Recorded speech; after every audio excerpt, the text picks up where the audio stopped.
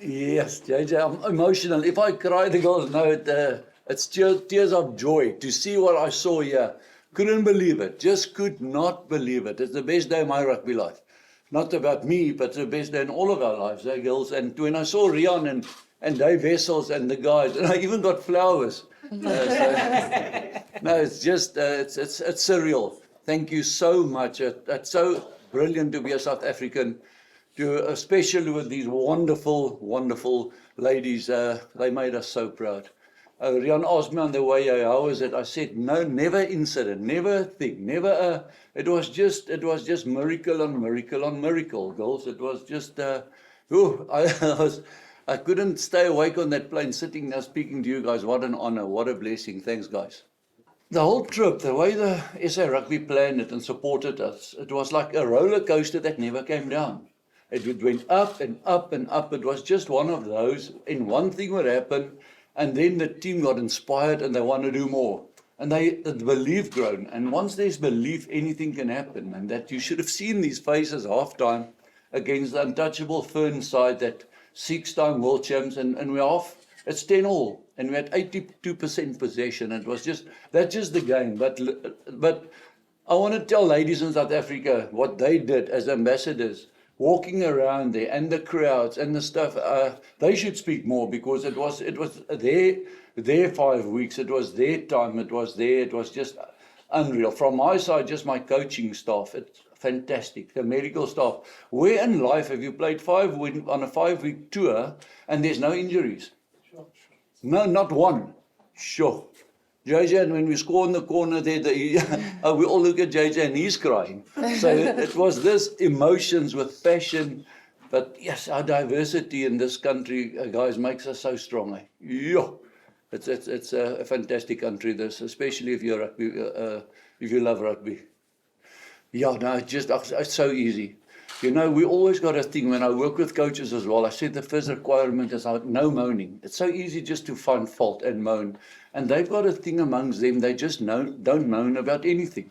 The bus can be late, or they just inspire one another. So off the field, unreal. And that's, I think, what we saw on the field. You know, they took that to on the field. Now it's a bunch of ambassadors like I've never seen before.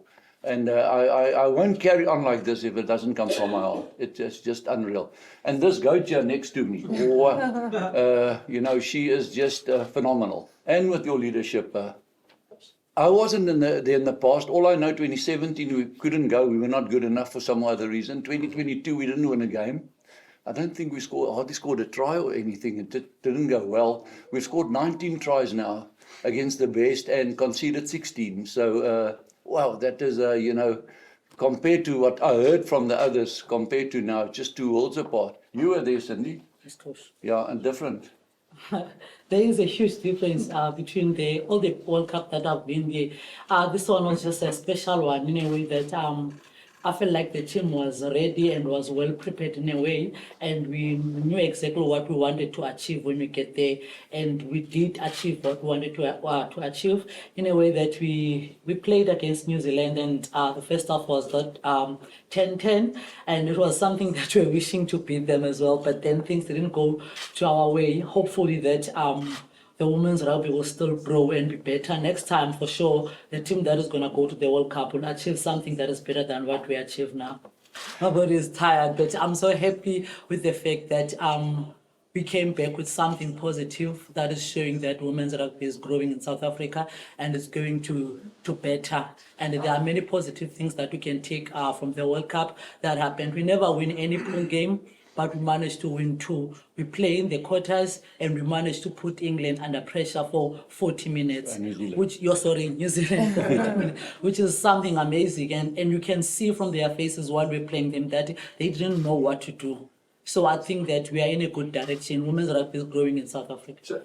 Yeah, I think, look, we've got the go forward momentum from this World Cup. Obviously, we now know what we are capable of. So I think it's just building off of that, getting more game time, bringing youngsters, letting them have a go as well. So I think as long as we can have those building blocks in places, we can have a go forward in the future, and we can definitely have better results going from this World Cup.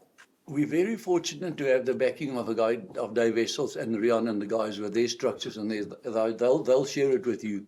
But I bought in 100% in their vision, and it's we must get the best professional side out there. You know, we hear about England and those sides, and once we get that going, the rest will be easy. Because from a rugby passion point of view, and from a South African support point of view, you can't bear it.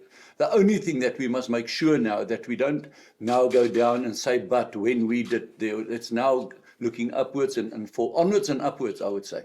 That's the key. But there's definite structures in place, which excites me a lot. I'm very excited to how we're going to grow women's rugby.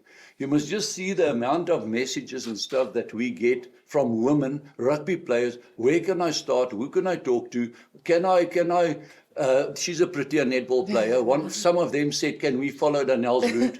Now, that's exactly what we want. And if you guys maybe somewhere see a fast girl and she's bloody fast, stop it. Tell her, you know, we need speed as well. You know? So it's a concerted effort from everyone now while it's snowballing to make sure it becomes a real big snowball. But you can hear the excitement and never stop, Jan. It's just one of those things. That Italy game, they were so ready for us, but we were more ready. We had a thing, shoot the general, that was their 10. And I think we're not really, it sounds bad now, tackle the general. You guys got it that way. But within 25 minutes, when the general went off, we saw it, the general's off, we've got them. So in your wildest dreams, you know, you can write a story about that. It's just one of those things that, but I'm back on your question. I've got no doubt in my mind with our leadership from Rian and Dave and those guys. It's something big is happening here, something massive. Yeah, for me, it's more than just a game. Yeah. And rugby is just played on the field, difference they made in people's lives and the role models and stuff they do. So from what it means to the team and us to them, it's just unreal. It's fantastic, you know. And yeah, and we had Francois Davids was there, the minister was there, the support we had right through the thing. It meant so much. It just meant so much. And I think if you speak to the World Cup organizers, that I spoke to some afterwards, said they can't believe what kind of girls we have. They're just so well-mannered, they're just so friendly, and shit, they can tackle and they can play and they're rough.